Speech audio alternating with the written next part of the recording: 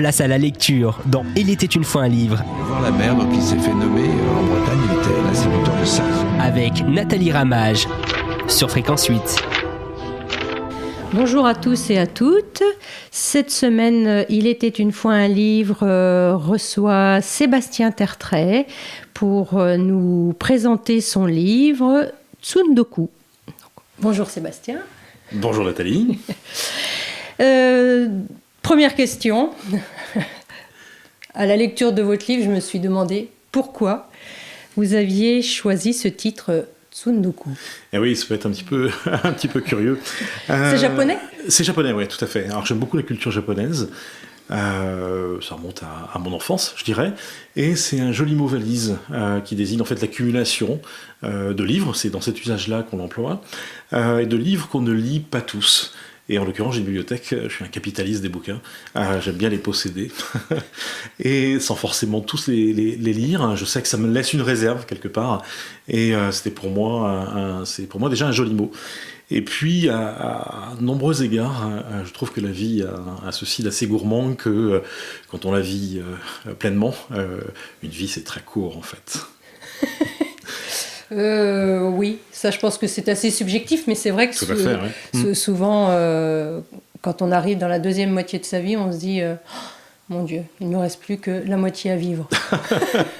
Peut-être. Le premier jour du reste de ma vie, c'est ça, exact. Hein, ouais, très bon livre.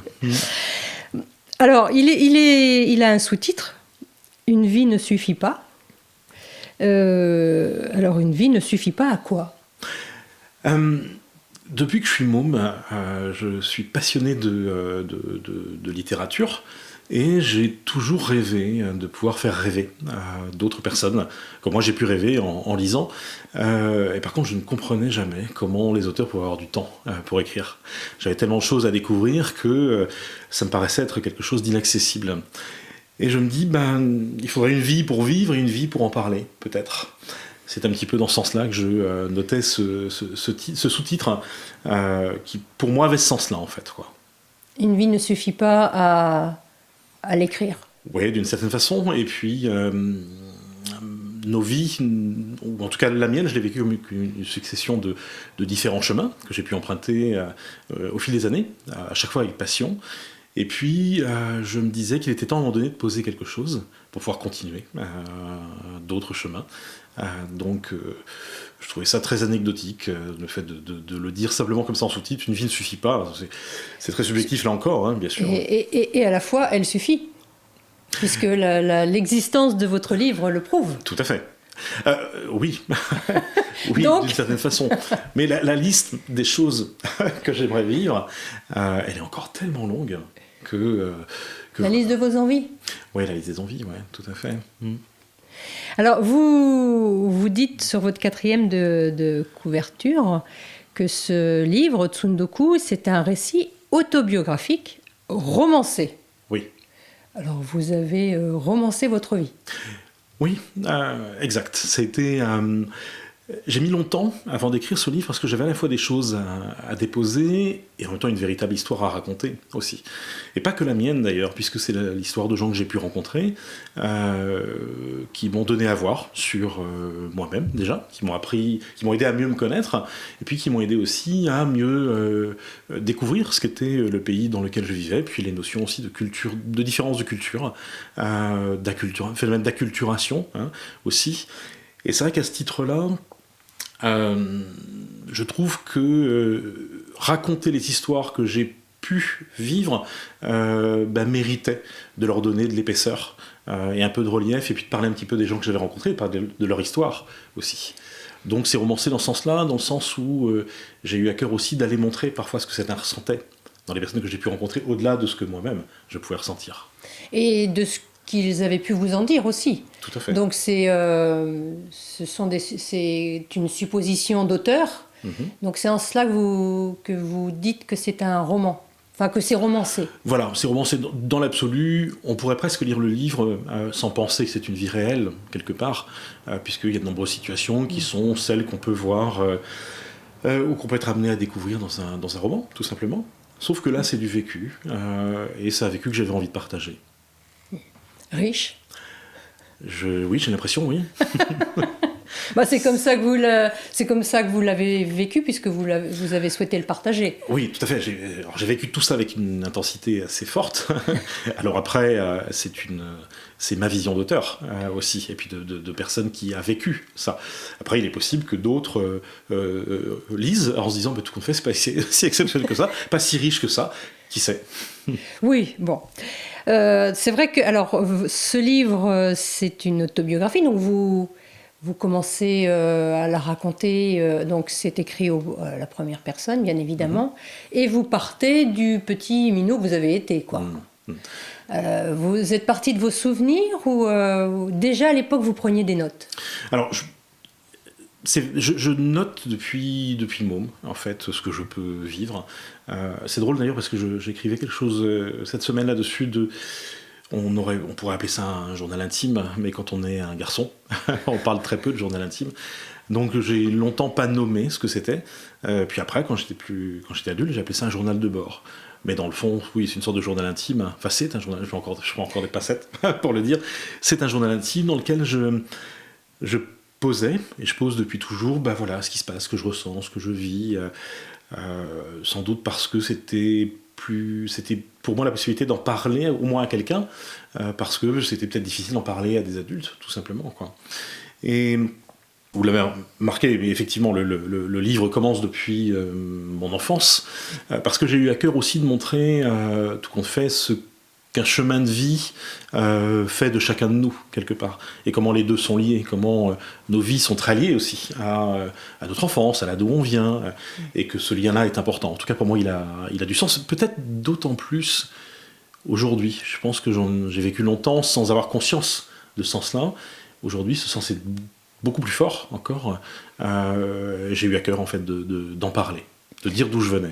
Oui, puis c'est de même que pour toutes les personnes que vous faites vivre et parler dans ce livre, c'est aussi une manière de leur donner une forme d'immortalité par le récit, quoi. Maintenant, ils sont dans le livre, donc même après leur disparition, on ne risque plus de les oublier. C'est drôle ce que vous me dites là, puisque il y a une quinzaine de jours, j'avais une réunion avec 3 collègues d'une association dont on fait partie, qui accompagne d'ailleurs les dirigeants d'entreprise quand ils rencontrent des difficultés, et l'une des 4 personnes que je connais depuis peu, tout compte fait, voyant mon livre sur la table, puisque la personne chez qui nous étions l'avait avec elle, s'interrogeait sur le contenu du livre. Et lorsque je lui ai dit, écoute, justement, ton nom me dit quelque chose, puisque mon grand-père bossait dans une entreprise qui porte ce nom-là. Ton nom, en l'occurrence. Il me dit, mais comment s'appelle ton grand-père? Ça, c'était il y a 15 jours. Et je dis, mon père s'appelle Henri. Henri comment? Donc je lui donne son nom. Et là, il a les larmes aux yeux, ce monsieur, qui a, pas loin de 60 ans. Et ça a été un moment très fort, parce que lui me dit, écoute, je le connais. Je le connaissais très bien. Il m'a appris mon métier, et c'est quelqu'un qui m'a été très important quand j'étais en rupture avec mon père. Et c'était drôle, en fait, cette situation, puisque mes grands-parents maternels ont été très importants pour moi. Ils sont morts depuis quelques années maintenant, et ils continuent à vivre en nous, en moi, et le fait de savoir aussi, de restituer ça, d'en parler d'ailleurs à cet homme-là, a fait rejaillir aussi une histoire, la sienne, en réveillant quelques souvenirs bons et très riches. Et j'avoue que c'est un bonheur fou, en fait, de remettre en fait de la vie dans tout ça et du sens, en fait. Mais c'est aussi, je pense, le rôle des livres en général, c'est de réveiller, de révéler des fois tout ce qu'on peut avoir en nous, puisque c'est un livre plein d'humanité, c'est un livre, donc c'est votre vie, donc forcément vous parlez des personnes qui vous entourent. À la fois c'est très personnel, et à la fois il y a beaucoup d'universel. Enfin, je veux dire, dans ces valeurs d'humanité, c'est quand même assez universel. Vous parlez aussi, on y reviendra plus tard, des gens du voyage, communauté que vous connaissez bien. Il y a plein de points communs. Enfin, derrière chaque étiquette qu'on peut collé à quelqu'un, il y a des hommes, des femmes, et on est tous reliés par cette humanité qui fait qu'on est des hommes et des femmes, quoi. Donc forcément que ça peut... moi, ce livre m'a évoqué aussi des souvenirs. Les années 70, il y a des choses, effectivement, qu'on a en nous, mais il suffit de les lire pour se dire « Ah, mais oui, c'est vrai ». Bon, voilà, je pense que c'est aussi le rôle des livres, quoi. C'est juste, et c'est presque quelque part la seule ambition de ce livre, c'est de montrer à quel point l'universalité nous touche tous, et qu'au-delà des apparences, tout compte fait, quand on dépasse ces premières impressions ou les quelques premières convenances, eh bien on va réaliser la richesse des points communs, la richesse de la rencontre, y compris auprès de populations qu'on ne connaît, tout compte fait, que très très peu, qu'on méconnaît très largement, et qui, quand on les rencontre, vont nous montrer à quel point il y a énormément de similitudes, en fait. Oui. Oui, parce que de toute façon, voilà, ce sont des hommes et des femmes à la base comme nous, quoi. Tout à fait, complètement. Et c'est vrai que les différences culturelles, je parle des gens du voyage, mais je parle aussi un petit peu de populations immigrées, sont des personnes dont les histoires sont très différentes des nôtres. Pour autant, intrinsèquement, nous sommes très semblables. Nos vécus sont différents. Et donc forcément, nos rapports au monde, nos rapports au pays dans lequel nous vivons aussi, vont être différents. Mais quand on dépasse ça, on se rend compte qu'en fait, on est presque de façon absurde très divisés. Alors que tout compte fait, beaucoup de choses nous rassemblent. Tout à fait. Bon, eh bien... Première présentation de la semaine. On va en rester là pour aujourd'hui. On va y revenir bien évidemment toute la semaine, puisqu'il y a quand même des sujets que vous abordez qui méritent d'être développés encore plus, parce qu'effectivement, dans un livre, on y met beaucoup, et votre livre est dense et riche. Mais je pense que vous n'y avez pas tout mis. Vous en avez fait l'aveu déjà à la fin. Tout à fait, ouais. Donc on va laisser place à un petit peu de lecture comme le veut l'émission, et je vous dis à demain. Sébastien Tertrais, Tsundoku. Nous avons été ensuite invités à rejoindre la grande salle de sport, dont la construction venait d'être terminée, pour assister à une conférence organisée par le Conseil général et l'Académie en présence de nos parents. Nous nous sommes assis sur les gradins, encore sous le choc de l'incendie spectaculaire auquel nous venions d'assister. Personne ne s'est offusqué de la pollution engendrée par ce spectacle impressionnant. Une pollution qui, du reste, à cette époque, ne préoccupait pas grand monde, aussi fou que cela puisse paraître aujourd'hui. Sur l'estrade, les proviseurs des collèges publics et privés, ainsi que le représentant du Conseil général, prirent la parole. Une phrase précise retint mon attention. « Je me félicite de la qualité des transports en commun dans notre département », prononça le conseiller général. C'était la première fois que j'entendais un homme politique parler en vrai, et la première fois aussi que j'entendais qu'une personne pouvait se féliciter elle-même. Au-delà d'une faute de français, pensais-je, n'y avait-il pas quelque chose d'étrange dans le fait de se féliciter des résultats d'un travail engagé par les autres ? Je trouvais cet autosatisfecit ridicule et déplacé, comme peut l'être « je m'excuse », puisqu'on ne s'excuse pas soi-même. D'autant plus que l'écart qui nous menait de Bréal sous Montfort à Mordel était ancien et en mauvais état. Il n'était pas rare de constater qu'un des chauffeurs était ivre le soir, ce qui faisait rire certains élèves, tandis que je m'en inquiétais. Le chauffeur ne paraissait même pas se rendre compte que nous n'étions pas dupes. Quelques incidents rythmaient le trajet, panne régulière de chauffage, porte bloquée au moment de descendre, pneus qui éclatent, des événements qui parfois pouvaient nous faire prendre beaucoup de retard.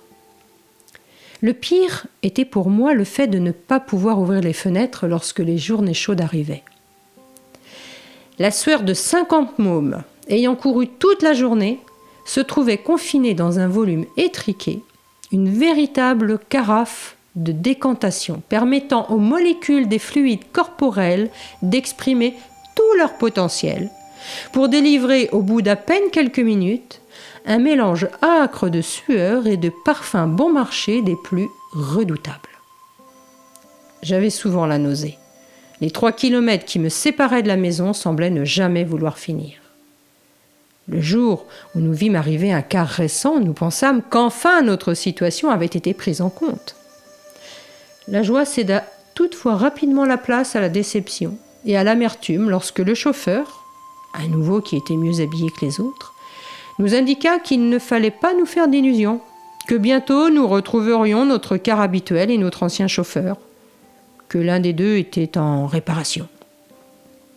Le car de remplacement, confortable, à l'ambiance feutrée, nous faisait bien prendre conscience que le service minimum nous était fourni.